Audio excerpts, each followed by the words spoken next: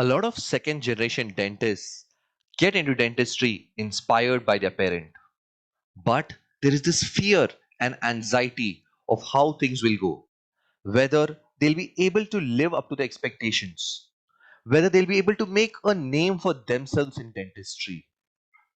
The other problem is they are scared to even share these confusions of theirs because they fear they'll be mocked upon. So, in today's video, we're going to talk to Dr. Varun Acharya, who's just done that. He, being a second generation dentist, has been able to create a separate brand for himself where not just patients but even dentists know him for who he is. Dr. Varun Acharya completed his BDS from Savita Dental College, where he won the Best Outstanding BDS Student Award. After that, he went on to New York University, where he completed his master's in prosthodontics. He then went to University of Texas and did a fellowship on maxillofacial prosthodontics. He then returned to India in 2013 and joined his mother's practice. But slowly and steadily he grew in stature and made a name for himself. He did this by becoming a speaker both nationally and internationally and getting a lot of articles published in various peer reviewed journals. He also has an interesting Instagram page as well as the Dental Review podcast where he reviews various dental materials. Hi, Dr. Warren. It is lovely to have you. I've seen your journey from the beginning where you have followed your mother's footsteps. You have not just gone under her, you have even grown above and beyond. It is amazing to see such second generation dentists. A lot of people think second generation dentists have it easy, but it is quite difficult because they are starting under the shadows of someone. They already have systems and things in place, and they have to change and mold it according to their instincts. So, Dr. Varun Acharya is one of those people who has successfully done that. So, thank you, Doctor, for taking out your time and telling us about your journey. Absolutely. Thank you, Dr. Satish, for the invite. Thank you, Kaizen Dental. I see you guys are doing a wonderful job with your YouTube channel, and I feel very honored to be a part of this interview. I'm happy to share my journey. We don't like to keep secrets, and I like to share everything which could help other second generation dentists, such as myself, improve their career prospects, improve everything about what they do with regards to dentistry and out of dentistry. So I'll try to be as helpful as I can when I answer these questions. Yes, I've seen that about you. You're always helpful. So, my first question to you is a lot of people who get into BDS is they do it because they do not get a neat seat in MBBS. Sure. What inspired you to get into BDS? Was it seeing your mother working so hard, or was it seeing the environment around you? What was it? So this is an interesting question because if you really look at what is my first love, it's probably computers. I'm Okay. I'm a self-proclaimed huge geek, and I will take apart computers. I will fix hardware. I'll work on software. I used to be a Linux developer. I used to do all of these things, but at around 10th, maybe 10th or 11th standard, my parents both sat me down and they said, "See, you have a couple of options. You can enter into dad's business, which was photography, and we also deal with music and all that stuff. But my brother is already doing that, and he's about 7 years older. Or you can enter into dentistry if you have an inclination for the medical field, or you can do whatever you want. If you want to go, even you want to go and be an artist somewhere and you want to sit and make paintings on a beach, you do that, whatever floats your boat. Because at the end of the day, you should do what you want to do. Otherwise, you will end up resenting this whole thing. I knew I had an interest in medicine, and though I had a sort of love for computers and tech related stuff, I knew that I would find it very difficult to sit in front of a computer all day long and work. I felt that that was very, very taxing. The lack of social interaction is quite depressing. And it's just generally that cubicle work is not something which I'm really cut out for. And I had an interest in medicine. When I was getting my own dental treatment done as a kid, I used to make sure that I had a mirror to see what the dentist was doing while they were working on my own teeth. And so when I was talking to my parents, they said, "Look, we've already established a clinic for you. It will be tough for you to take over this clinic, but a lot of people are also starting from, zero. And at least you're not going to start from zero. You're going to have something, but of course you have to have the performance and the skill set to match with the requirements of the big clinic. So I took that as a challenge. And fortunately, along the way, I also had the right mentors to help me attain those goals. So I didn't choose dentistry because I had some kind of great innate love for dentistry. And I will tell you that I still don't have any great innate love for dentistry. I Wow, seeing can your work doesn't tell us that. no, it's if I chose something else, like it's interesting, or it's a challenge to be the to try and achieve perfection. I've never achieved perfection, but it's a challenge to try and achieve perfection at least in that particular field. So my chosen field as a result of convenience and practicality is dentistry, and in general, my family operates in this very pragmatic, practical way. We don't really get too emotional about stuff. We like to just take the right decision at the right time and move on with life. So Okay. that's really why I'm a dentist. It just seemed to make logical sense. That's all. I'm sort of a robot, Maybe if you that's haven't why you figured out loved yet. computers as well. You had affinity Yeah, for them. no, that's what I'm saying. I'm kind of a robot myself. I'll take the logical decision and move along. So you got into dentistry. Now you had your BDS college days going on. Did you Yep. go to clinic, observe your mother, look at what is going on at that point of time, or your mother told you finish your BDS and then only enter here? How was it? Oh, I didn't observe. I don't think I observed a single day. I was like at the end of a session of dental college, like I would finish at what 3, 4 p.m. It's quite a long ride back home, about 45 minutes away. I'm sure most of the people listening to this are in a similar category where it's going to take them half an hour to 1 hour to reach home after after their dental college.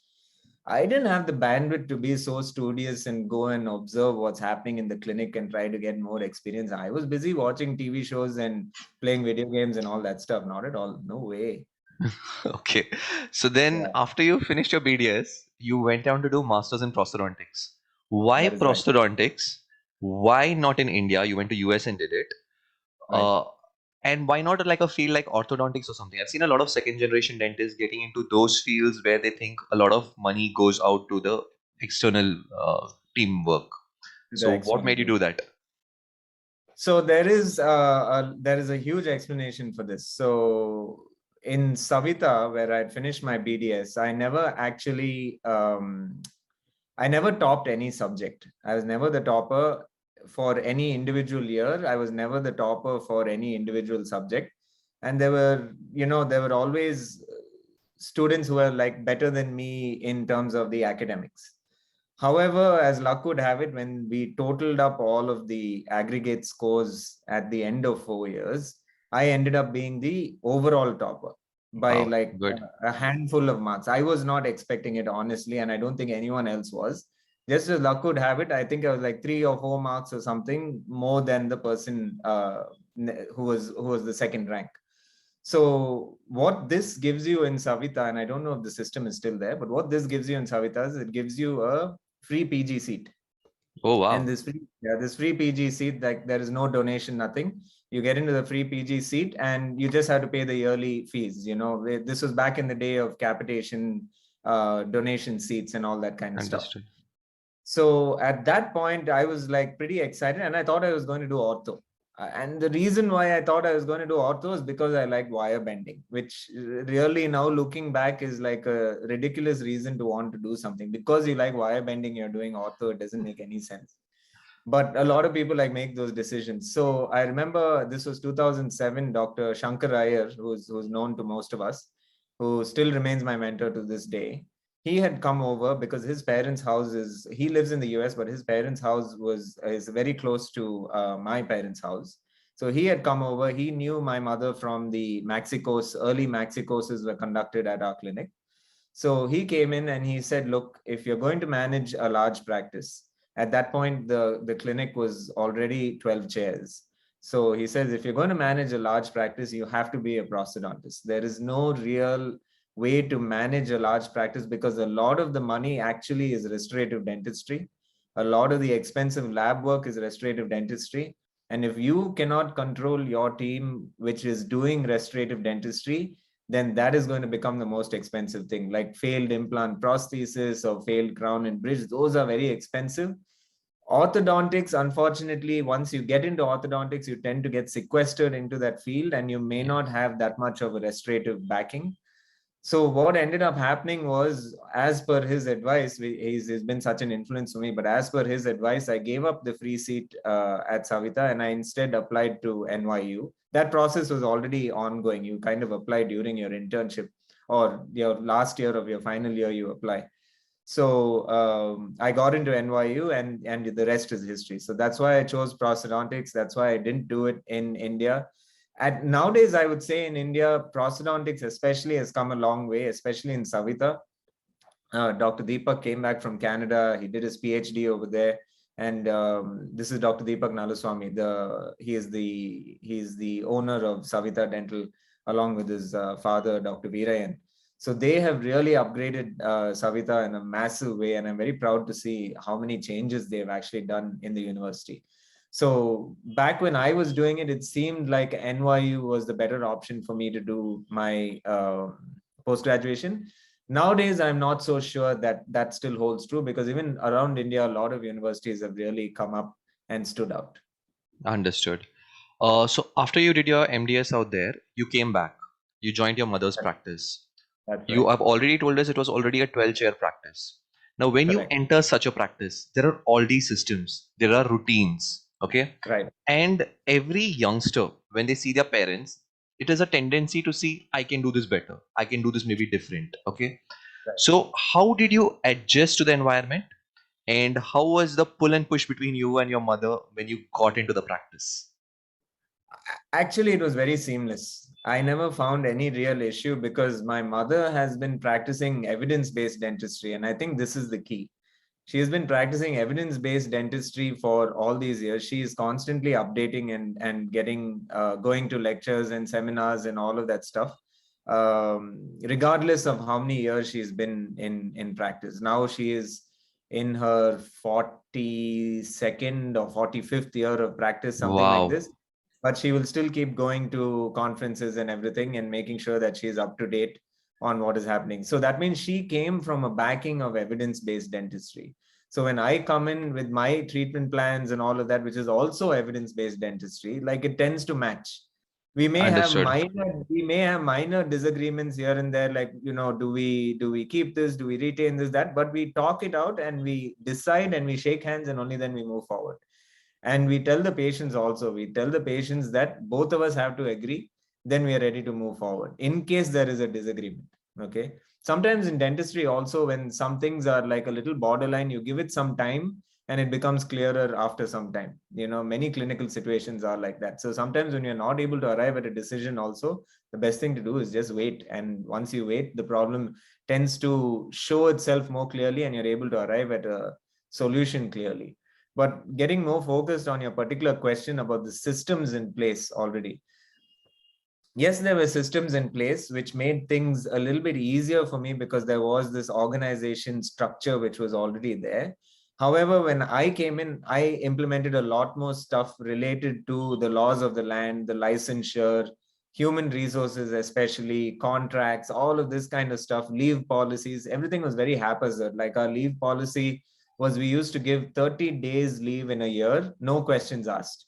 You don't have to tell me whether you were sick or whether you went for your wedding or whether your wife delivered a baby. You don't have to give me a reason. You are given 30 days off in the year, but this is a huge amount. This is like 1 month salary, which was given at no extra charge. So this was not really sustainable, because at the end of the year, we would look and see, my God, there's so much of this leave encashment which has to be paid out for people who have not taken leave.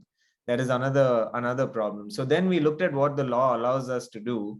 And then we streamlined the leave policy, the late and the permission policy. We instituted biometrics and fingerprint attendance. Then we realized that when you do fingerprint attendance, some people, especially who do a lot of manual labor. So I'm talking about, some of our nurses or the cleaning, housekeeping staff, they don't have fingerprints which register in the machine. So this became Wow, another challenge. Actually, they will show it to me. They're like, sir, please give me a key, so that, like, a password, so that I can register my attendance. That's a problem, because now someone else can use the password and register this person's attendance. So then we had to think about, maybe we put a CCTV while they're doing that. But then technology came and saved the day, because now we do Iris. facial recognition. Yeah. Facial recognition takes care of their attendance. So All these little things were done, they were implemented. And when I came back, we knew that mom and I would work well together, but we also knew that we needed kind of our separation. So we added on 4 more chairs. And so now we are at 16 chairs. So that the Understood. 4 chairs upstairs is where I primarily operate in the first floor. And the ground floor where she operates is the 12 chairs, along with the orthodontists and the endodontists and all of the other specialties. I've got two great points basically from what you said. One is the requirement of systems. Second is you have to practice evidence-based dentistry. And if your parent is a dentist, and you will have to sit down and explain it to them. 99% of the dentists are logically oriented. So if you explain them evidence-based dentistry, they will accept Yeah, it.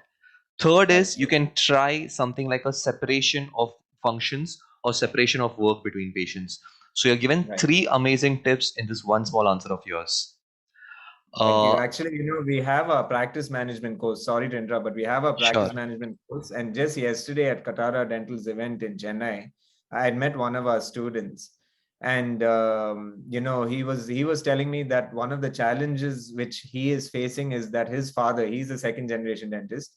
His father is a little bit of an old school dentist, and he needs to understand why we are doing the things we are doing, like how we charge patients, how we're very transparent about the costing, how we handle money collection, how we just run the whole show, from start to finish. We had given him all these ideas, and then his challenge was, my father is not really understanding what this is, so I'm going to send my father to this course as well, because once he sees it, he will understand. But that disconnect is there in the running of a place, because there was another student actually who had come to our course, and he said, my father is also the practice owner, and he's charging the same prices what they were charging since 1980. Oh He my has not God. How is he surviving? changed it, because on one side it is this conflict of, I am a doctor, I need to be ethical and all of that stuff, but I don't think there is anything unethical about raising prices to keep up with inflation. Because 100%. as doctors, as dentists, we are not given any special sops by the government, like which they say, okay, you don't need to pay income tax as a doctor. Then if they said something like that, okay, it makes sense, we can keep our prices like much cheaper. But we still pay income tax, like we are just like every other citizen. And if inflation is going at an alarming 7 to 10% every year, then that's something which we also need to combat with our prices. Understood. The cost of fuel itself, like so many doctors are now facing the fact that their employees are coming to them, doctor, petrol price is too high, I need a hike in my salary. Like, these things are happening, this is the reality. And how can you have the same prices that you had 5 years ago and expect to survive by doing, because you have two hands, you have a certain number of chairs, and you have only the finite capacity to do that much dentistry in a day. You can't say I'll do dentistry from 6 in the morning till 12 a.m. That doesn't work also. So the only thing which can be hit are prices. But like I said, these old timers feel that by raising prices, you're hurting the community. Like, these incorrect thoughts. The only thing you do when you raise prices, you earn more and you invest back into the business. Make your clinic grow. Understood. So this Yeah, we talk communication about is all something which they really need to have with their parents. absolutely, absolutely, absolutely. It's the most important. If there is a friction of personality, then it's a difficult match, for the second generation dentist. That is the thing. But if, as long as personality wise they get along and both sides can be calm, even if the parent is like, I am all knowing my way or the highway because I've done it now for 100 years, if they are of that approach, then that's not going to end well also. So both Understood. sides have to keep an open mind. So you should know when to go together and when to maybe split it up. Correct, exactly right. Yeah, Understood. Uh, I know your mother also likes sharing her knowledge and never keeps anything back. And you just told me about your course. So I right. would like you to just share us some tidbits about where they can do this course and how they can go about it. Before I ask you my next question, if you could just give us a few nudging points about the course. Sure. So it's called First Among Equals, and it's a practice management course where we literally talk about it's like a 2-day MBA for managing a dental office. We Great. talk about hiring, we talk about firing, we talk about, contracts which you need to have with your doctors. We talk about who is an independent contractor and who is an actual employee. We talk about law related stuff like PF, gratuity, ESI, pregnancy, maternity, all of these things which come. And then, of course, a lot of states now, Maharashtra doesn't have it yet, but I think a lot of states now have the license which you need. It's not a trade license. Like right now, your clinic may be a shops and establishment license, like a trade license. In Chennai, it's not that way. It's a private clinic establishment license. Oh, So okay. there is fire requirements, there's radiation safety requirements. We all have little badges, dosimeters for the radiation. We have all these things which need to be implemented. And then we talk about all the soft skills. How do you talk to a patient? How do you convince them that you need to spend XYZ amount of money on your implant prosthesis or whatever it is? How do you counsel them to achieve to reach the correct treatment plan? All of those things we go into like explicit detail so that we leave no stone unturned. And many people worry about things like, I'm doing my marketing on Instagram, I'm doing a sponsored ad, and on Facebook I'm doing a sponsored ad, but I'm not seeing any patients come in. Why? All of those questions we get into and we answer everything. Like we have made sure that in these 2 days we have packed it with so much information. There is no sort of lacuna where people are going to say, wow, I wish they spoke more about that. At least so far our feedback has been very good. Great. And if they want to join this course, how do they contact you? Just contact me on Instagram and say you want to join it, and I'll hook you up later. Great. So I'll be posting Dr. Varun Acharya's Instagram page on our Instagram feed. Please do not forget to go and check it out. He has an amazing Instagram page and he keeps posting things not just about dentistry. He had a great post about cryptocurrencies, NFTs, anything which helps you open your mind and helps you grow, not just in dentistry, but beyond. Thank you. Thank you. I enjoy that NFT post. Sometimes I enjoy the non-dentistry things more. That's the computer geek in you coming out. Yeah. So my next question is, you told me you and your mother were cordial. It was easy for you all to bifurcate stuff. But now you have 4 chairs separate, your mother has 12 chairs. Now if a patient comes, okay, and the patient says, no, I want to meet the old doctor. How Correct. did you have that transition that you convince patients that no, my son does this, your mother does it? Or how do you tell the patients that no, my mother does not do these?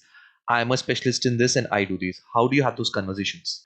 Before you listen to the answer to that question, please do not forget to hit the like button below because the guests out here take out time from their busy schedule to come and help you grow your career in dentistry.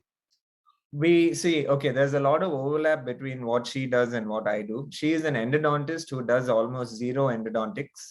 She mostly does cosmetic and implant dentistry. And that is where she has built up her reputation as well. And that's exactly what I do, cosmetic and implant dentistry. So there is an overlap of what we do. So when a patient says that they want only this or only that, there are now patients who come direct to me because I've been here now for the past couple of years. I've established my reputation. So there are patients who come only to me. She doesn't get upset that they are coming only to me and says that, and she doesn't say like, oh, they have to come and see me first or anything like that. Vice versa, if a patient insists on only Dr. Vijay Lakshmi Acharya, we are more than happy to allow that to happen. But I'll tell you when we are most happy when a patient doesn't ask for either of us. That is the best, because when a patient doesn't ask for either of us, they see the team, they get triaged. We, of course, know everything what is going on with the treatment, but that also means that we are free to do other kinds of dentistry. Otherwise, I've seen a lot of practices where the owner is doing the scaling and polishing, the owner is doing the class 1 fillings, and the owner is doing the wisdom teeth impactions, and the owner is doing every single crown cutting, instead of having like a separate chair for hygiene where they've hired a hygienist or a junior dentist to do that kind of work and offload that stress off of them. For some reason, we dentists think we are superheroes and we can do it all. This is not true. This is maybe the least far from the truth you can be. So And that is how we do it. We like don't fight if there's any patient who wants one or the other. No problem. Sometimes it's happened to me or it's happened to her in the middle of the appointment. We are like started the work, we've done the crown prep, and everything went well in the appointment. But the patient says, I would prefer that the crown is placed by Dr. Vijay Lakshmi Acharya. I'm like, thank you. That frees up my time. I can do another patient. No worries. And then I'll go and tell her, I'll tell her, I'm not sure why the patient wanted to come to you, but it's a simple crown prep. We just deliver it and it should be done. And she says, no problem. Same way it happens. Yeah. Sometimes she travels. or I may be ill or she may be ill, and we like take up each other's responsibilities. It's not very challenging at all in managing the patients. That's not an issue. Understood. You were telling me about one aspect where now patients come and ask for your name. How did you create that niche for yourself when you and your mother do more or less the similar work? How did you go about creating that brand which someone can learn from you? So I think there are a couple of things, right? One is having credentials from abroad helps. Okay. If you're trained abroad and you've come back, and in my case, I also was fortunate enough to get board certified. With those credentials, patients understand that, okay, there is some training. He's not only just the second generation person, he's also been trained effectively. But that doesn't solve all the issues. You can be trained completely, but you may have very poor chairside manner, or you may have very rough hand skills, right?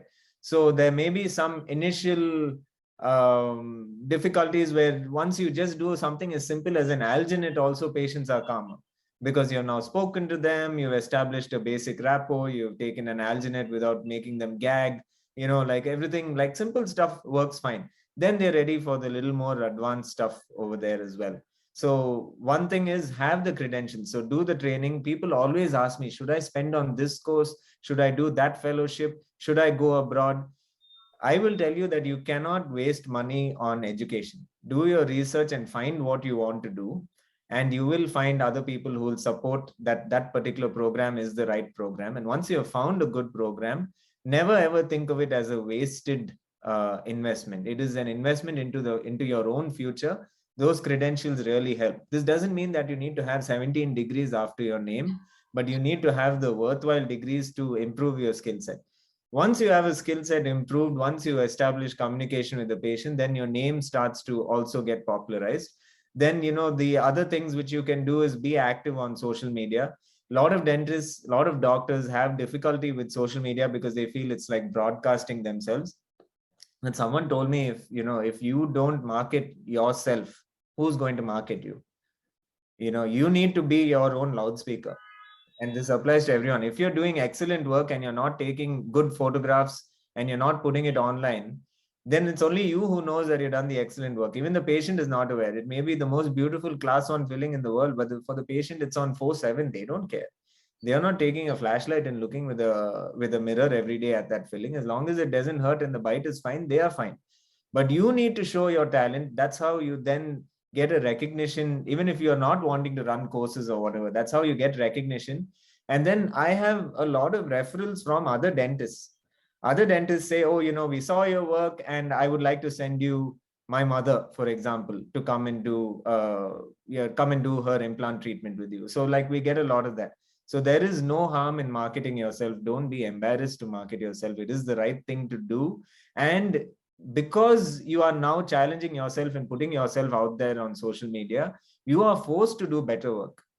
You will not leave that excess cement at the margin of the crown. You will clean it up because you know that you're next going to take a photo. And you know that if you're going to take a photo with some cement over there, that you're not going to want to post it, and then that's the end of that case. So you need to be, we end up becoming a lot more thorough when we are documenting.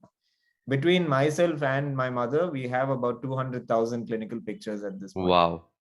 Yeah. It's a Really great. Really constantly great. expanding collection. So, before we end, any final tips to someone who's a second generation dentist, maybe doing BDS right now, maybe just graduated and entering his father or mother's practice?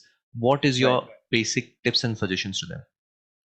I think, that this is something my parents always told me. And I think, the expression was everything in moderation. You can have two sets of people, right? You can have one set of incoming dentist into the practice who's very meek and very, very shy and forever lives in the shadow of the parent.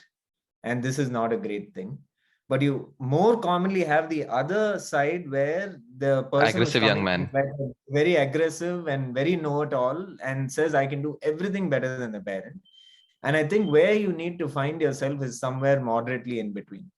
What you prove with the evidence. Okay.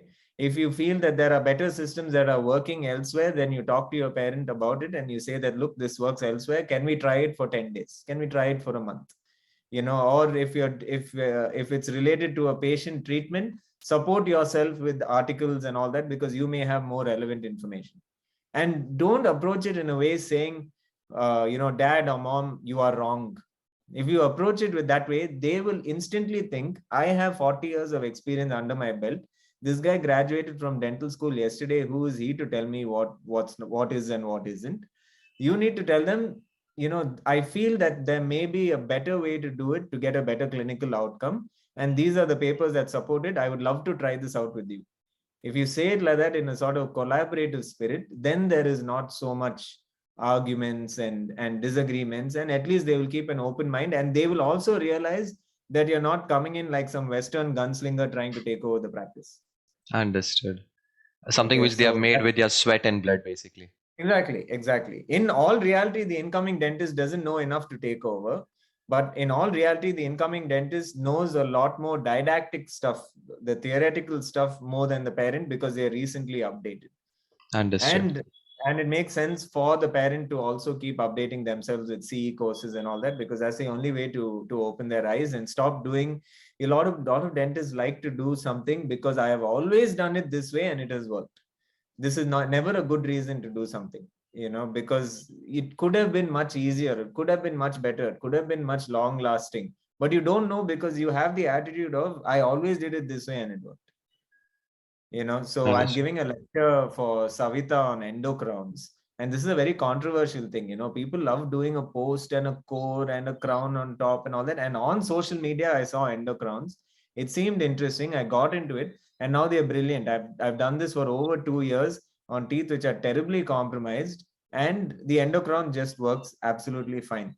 And when I speak to my mother about it, and I was like, hey, I'm doing a lot of endocrown, she's like, yeah, of course, even I'm doing it. I saw it on Facebook the other day, and it seemed like a relevant concept. And I avoided doing a post and core, and I ended up doing endocrown, and it's working beautifully fine. So you have to have the parent also receptive to changes in technique. So Understood. these are things which both parent and child have to kind Work of it out. work it out together.